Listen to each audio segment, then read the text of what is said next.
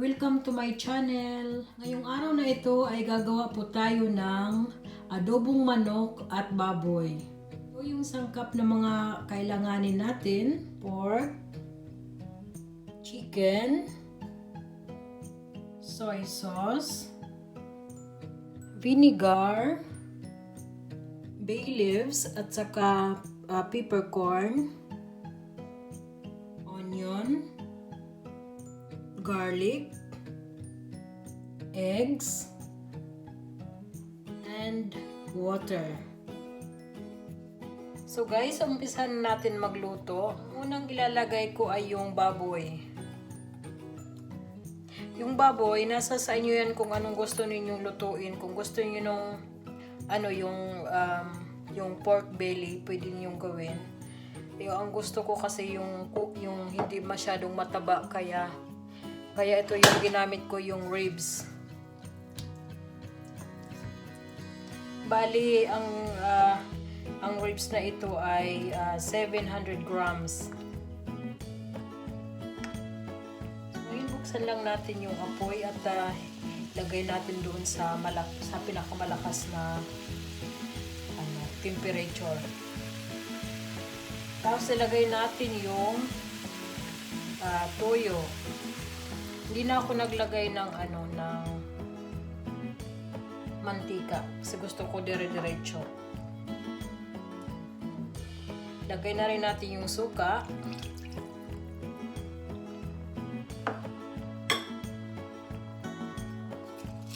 Yung laurel.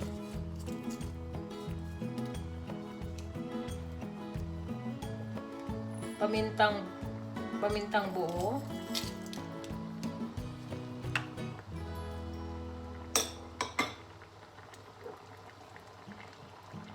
Yung bawang, ang ginawa ko dito, malalaki yung hiwa ko. Inubos ko na rin yung isang buong bawang para masarap pag maraming bawang.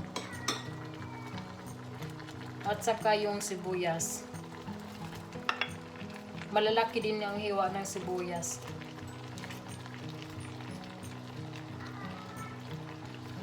So ngayon guys, huwag nating haluin kasi yung suka nandyan. Pagka hinalo niyo yung suka kaagad, mahihilaw yung suka. Kaya kailangan huwag ninyong haluin pagkalagay. So ngayon guys, hintayin lang natin na para hanggang sa kumulo. Takpan natin. Siguro after 5 minutes, pwede na nating haluin. So after 5 minutes, pwede na nating haluin.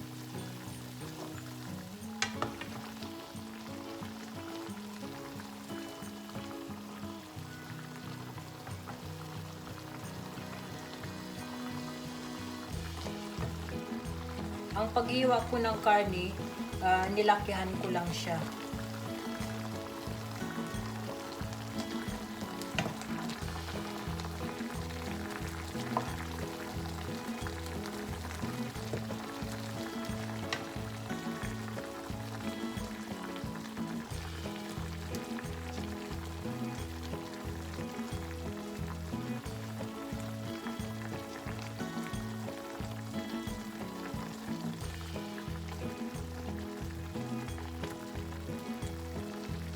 Ngayon, pwede na natin lagyan ng tubig. Pwede din nyo naman isabay kanina yung tubig. Nakalimutan ko lang. Yan. Nasa sa inyo na yan kung gaano kadami yung paglagay ng tubig. Kung gaano kadami yung sauce na gusto ninyo. Ngayon, takpan lang natin.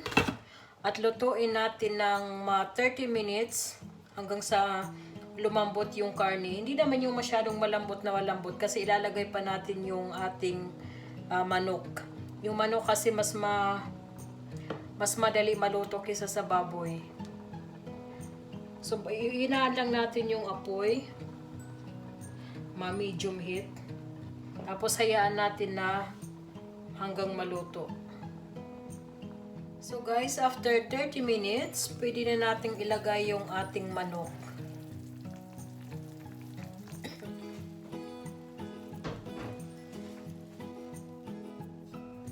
So guys, paghaluin lang natin yung manok at saka yung baboy. Kung gusto niyo magdagdag ng sabaw, pwede kayong magdagdag ng sabaw. At lutuin lang natin yung manok. Siguro mga 30 minutes lutuin natin. So guys, mamaya pagka palapit ng maluto yung manok, ilalagay na natin yung yung itlog. Ito yung last. Yung itlog, hindi niyo naman kailangan maglagay. Nasa sa inyo yan kung gusto niyo maglagay o hindi. Ito luto na, kaya ito yun na lang ang ilagay nating huli. Guys, wag niyong kakalimutan habang niluluto ninyo na halo-haloin ninyo yung niluluto ninyo para maano din yung sauce niya, para papunta din sa ibabaw pag binaliktad nyo yung karne.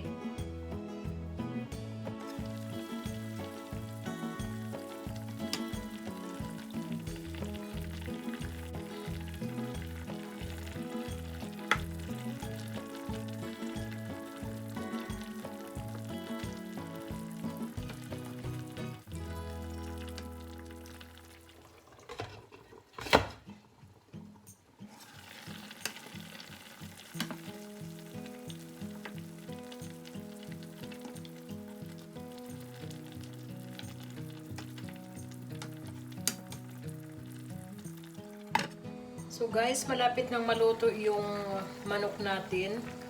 Ilalagay ko na ngayon yung itlog.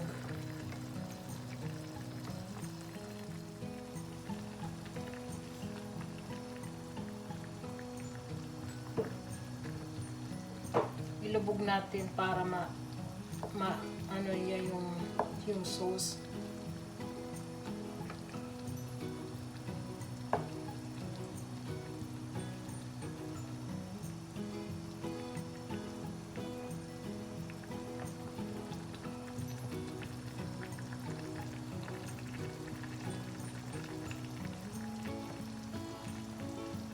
Guys, tikman natin kung tama na yung lasa. Pag kulang ng asin, dagdagan nyo na lang. Lumabas na yung taba ng manok. Kaya kahit walang taba yung baboy, may taba pa rin siya galing sa manok.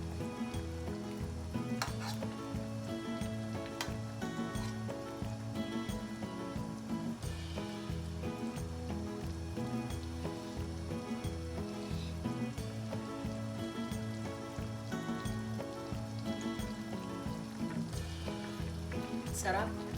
Para sa akin guys, tama na yung timpla. Hindi na ako magdadagdag ng asin or ano man dyan. Pero pwede akong maglagay ng paminta. Yung pamintang durog nilalagay ko para medyo manghang.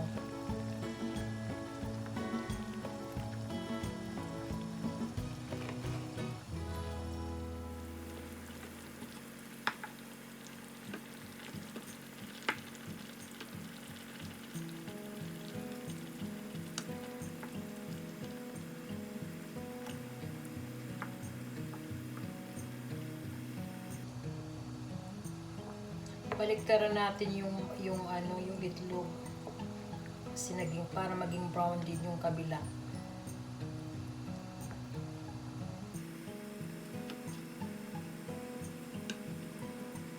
So guys, takpan natin ulit at pakuluan natin ng mga 10 minutes ulit at pwede na natin itong hanguin.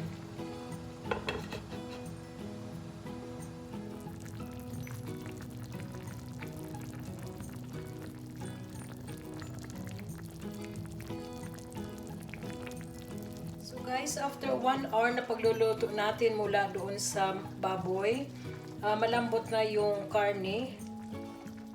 Pwede na natin hanguin ito at ilagay natin sa servings plate or servings bowl. Ang bango niya. Ang dami kong nilagay na laurel tsaka maraming bawang. Ako pag nag-adobo ako, dinadamihan ko siya ng bawang para maamoy mo talaga yung bawang at saka yung malalasahan mo rin. Kaya na guys, pwede na natin i-serve.